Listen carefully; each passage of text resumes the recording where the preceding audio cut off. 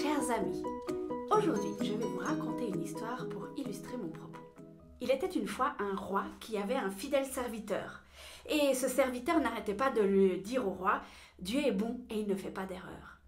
Le roi, il écoutait ça que d'une oreille. Mais voilà qu'un jour, ils sont partis à la chasse.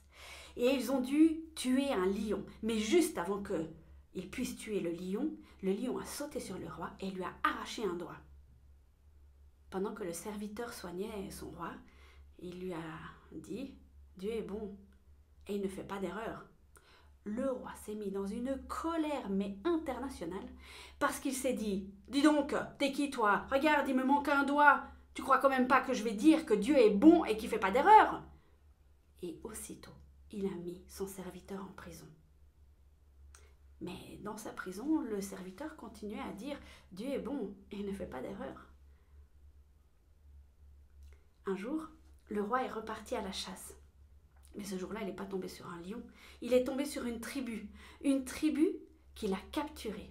Et dans cette tribu, ils avaient une particularité, ils faisaient des sacrifices humains. Quelle aubaine, ils avaient un roi sous la main pour le sacrifier. Alors ils l'ont préparé en vue de leur cérémonie, mais juste avant qu'ils le sacrifient, ils ont vu qu'il lui manquait un doigt.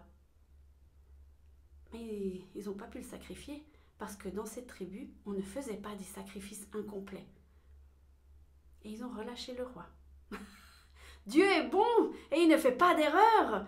s'est dit le roi. Évidemment. Donc il a couru jusqu'à la prison, il a délivré son serviteur et puis il lui a dit « J'ai bien compris la leçon, Dieu est bon, il ne fait pas d'erreur. Mais toi, t'as pas arrêté de dire ça en prison. Comment tu peux dire que Dieu est bon et il ne fait pas d'erreur ?»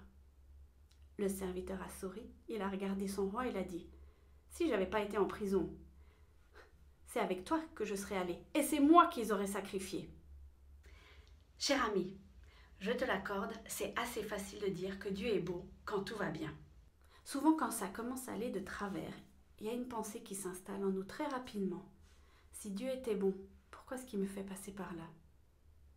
La petite histoire que je vous ai racontée au début, elle prête assez à sourire. Puis quand on a toute l'histoire, on se dit « Ah ben évidemment, heureusement qu'on lui a arraché un doigt, heureusement qu'il a mis le serviteur en prison. » Et on avait toute l'histoire. Eh bien, quand on a des difficultés, quand on a des épreuves, quand on a vraiment des choses par lesquelles on doit passer qui peuvent être affreuses, on n'a pas toute l'histoire. On ne sait pas ce qui va arriver. Et surtout, on ne sait pas pourquoi. Alors, peut-être qu'on n'aura jamais d'explication. Peut-être qu'on aura une explication, mais des années après. Je crois qu'à un moment donné, il faut accepter qu'on n'est pas tout seul. Eh ouais, grande nouvelle, hein? Et que ce qui nous arrive dans notre vie peut parfois servir à d'autres. C'est vrai, le prix peut être très très lourd à payer.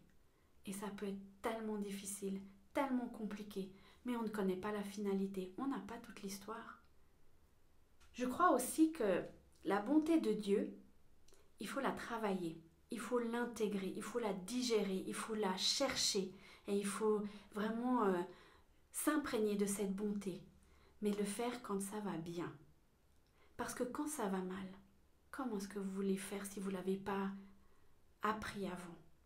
Cher ami, je t'encourage cette semaine à prier pour que Dieu puisse te montrer sa bonté, même si tu es dans les pires moments de ta vie, parce que Dieu est bon et il ne fait pas d'erreur.